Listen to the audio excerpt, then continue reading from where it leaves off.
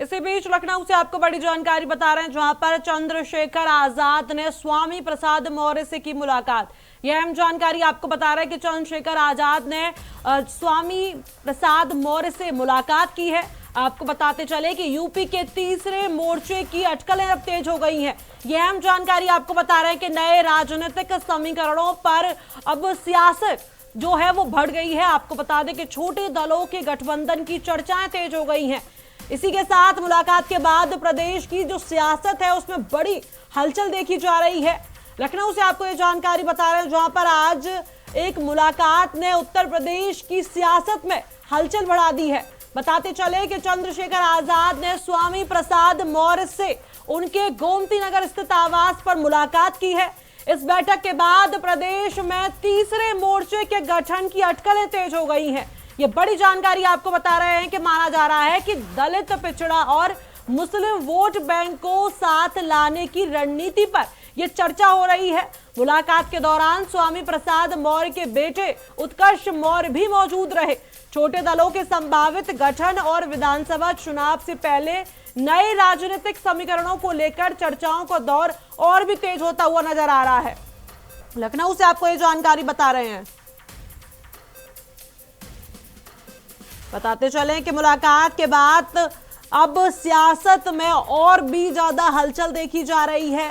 ये बड़ी जानकारी आपको लखनऊ से बता रहे हैं, जहां पर यूपी में तीसरे मोर्चे की जो अटकलें हैं इस मुलाकात के बाद और भी तेज हो गई हैं। बताते चले कि आज एक मुलाकात ने पूरे यूपी की सियासत में हलचल बढ़ा दी है। बता दें कि चंद्रशेखर आजाद ने स्वामी प्रसाद मौर्य से उनके गोमती नगर स्थित आवास पर मुलाकात की, जिसके बाद यूपी की सियासत तेज हो गई। बताते चले कि इस बैठक के बाद प्रदेश में अब तीसरे मोर्चे के गठन की अटकलें तेज हो गई हैं। माना जा रहा है कि दलित, पिछड़ा वर्ग और मुस्लिम वोट बैंक को साथ लाने की रणनीति पर चर्चा हुई है। यह अहम जानकारी आपको लखनऊ से बता रहे हैं कि मुलाकात के दौरान स्वामी प्रसाद मौर्य के बेटे भी इस दौरान मौजूद रहे। छोटे दलों के संभावित गठन और विधानसभा चुनाव से पहले नए राजनीतिक समीकरणों को लेकर भी जो चर्चाओं का दौर है वो अब तेज होता हुआ नजर आ रहा है। लखनऊ से आपको ये जानकारी बता रहे हैं, जहां पर यूपी में अब तीसरे मोर्चे की अटकलें तेज होती हुई नजर आ रही हैं। आपको बता दें कि इस मुलाकात के बाद नए राजनीतिक समीकरणों पर यूपी की सियासत बढ़ती हुई नजर आ रही है। छोटे दलों के गठबंधन की चर्चाएं इस मुलाकात के बाद तेज हो गई हैं। लखनऊ से आपको अहम जानकारी बता रहे हैं, जहां पर चंद्रशेखर आजाद ने स्वामी प्रसाद मौर्य से मुलाकात की, जिसके बाद सियासत तेज हो गई। बताते चले कि यूपी में तीसरे मोर्चे की अब अटकलें तेज हो गई हैं। बता दें कि चंद्रशेखर आजाद ने स्वामी प्रसाद मौर्य से उनके गोमती नगर स्थित आवास पर मुलाकात की। इस बैठक के बाद प्रदेश में तीसरे मोर्चे के गठन की जो अटकलें हैं अब वो तेज होती हुई नजर आ रही हैं। लखनऊ से आपको ये जानकारी बता रहे हैं, ये अहम जानकारी आपको लखनऊ से बता रहे हैं। इसी खबर पर हमारे साथ अधिक जानकारी के लिए हमारे साथ लखनऊ से हमारे संवाददाता बसंत मिश्रा हमारे साथ जुड़ रहे हैं। बसंत, चंद्रशेखर आजाद ने स्वामी प्रसाद मौर्य से मुलाकात की है, जिसके बाद सियासत तेज हो गई, इस पर क्या कुछ जानकारी है? देखिए, चंद्रशेखर आजाद ने स्वामी प्रसाद मौर्य से मुलाकात की है, तो कहीं ना कहीं उत्तर प्रदेश में सियासी जो है चर्चाएं ये भी हैं, ये भी कहा जा रहा है कि उत्तर प्रदेश में तीसरे मोर्चे का गठन तो नहीं हो रहा है, जो कि 2027 का चुनाव नजदीक है।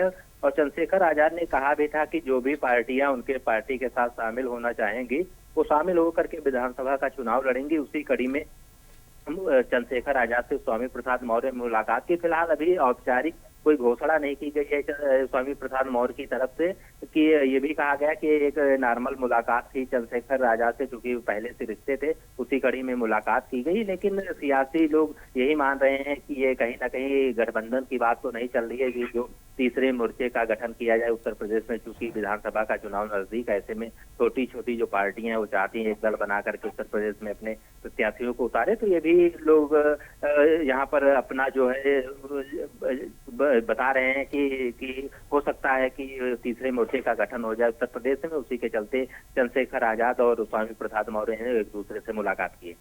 बिल्कुल बिल्कुल बसंत, तीसरे मोर्चे की भी अटकलों की जो खबर है वो तेज हो गई है, और इस पर क्या कुछ अभी जो प्रतिक्रिया है देखी जा रही है नेताओं की ओर से? देखिए, बात की जाए फिलहाल अभी अन्य जो पार्टी, चाहे समाजवादी पार्टी चाहे कांग्रेस हो, उसकी तरफ से ऐसी कोई प्रतिक्रिया नहीं है। लेकिन हाँ, पार्टी के नेता कयास जरूर लगा रहे हैं कि तीसरे मोर्चे का अगर गठन होता तो उसमें हो सकता है असदुद्दीन ओवैसी भी पार्टी AIM भी शामिल हो जाए। तो ऐसे में चंद्रशेखर आजाद ने एक इंटरव्यू के दौरान कहा भी था कि वो चाहते हैं कि छोटी पार्टियां उनके साथ आए, मिलकर के 2027 का विधानसभा का चुनाव लड़ा जाएगा मजबूती के साथ। उसी कड़ी में स्वामी प्रसाद मौर्य ने कल उनसे मुलाकात की, लेकिन अब स्वामी प्रसाद मौर्य की तरफ से कोई प्रतिक्रिया नहीं है। जब उधर से कोई बयान आएगा तभी कंफर्म हो जाएगा कि आखिर ये मुलाकात के बयान का था। लेकिन लोगों का, जो लोग हैं, जो राजनीतिक लोग, उनका मानना है कहीं ना कहीं तीसरे मोर्चे का गठन उत्तर प्रदेश में जरूर हो रहा है। जी बिल्कुल बसंत, इस पूरे मामले पर क्या चंद्रशेखर आजाद की अभी तक कोई प्रतिक्रिया सामने आई है? देखिए, चंद्रशेखर आजाद ने पहले ही कहा था कि उनकी तरफ से सारी जो पार्टियां हैं, छोटी पार्टियां, छोटे दल हैं, उनको उनके साथ आने के लिए अनुमति है, और वो आकर के अपनी स्वेच्छा से पार्टी के साथ संगठन बना करके चुनाव लड़ सकते हैं। और सीटों के हिसाब से जहां पर जिसको सही लगेगा वहां पर उसको उतनी सीटें दी जाएंगी। तो चंद्रशेखर आजाद हमेशा कहते आए और ये भी कहते हैं कि 2027 में बीजेपी को रोकना है। तो ऐसे में जो छोटे दल है उनको साथ में लेकर के चलना होगा। अब इसी कड़ी में स्वामी प्रसाद मौर्य ने उनसे मुलाकात की। फिलहाल चंद्रशेखर आजाद की तरफ से अभी स्वामी प्रसाद मौर्य के बारे में ऐसी कोई जानकारी नहीं दी गई कि आखिर उनको उनसे मिलने आए थे, क्यों आए थे। तो ये तो आने वाला समय बताएगा कि आखिर तीसरे मोर्चे का गठन होता है उत्तर प्रदेश में, या फिर से स्वामी प्रसाद मौर्य अलग पार्टी अपनी बनाए हैं, उसी के आधार पर उत्तर प्रदेश में चुनाव लड़ेंगे। जानकारी साझा करने के लिए तो आपको बता दें कि यूपी में तीसरे मोर्चे की जो अटकलें हैं वो इस मुलाकात के बाद तेज हो गई है।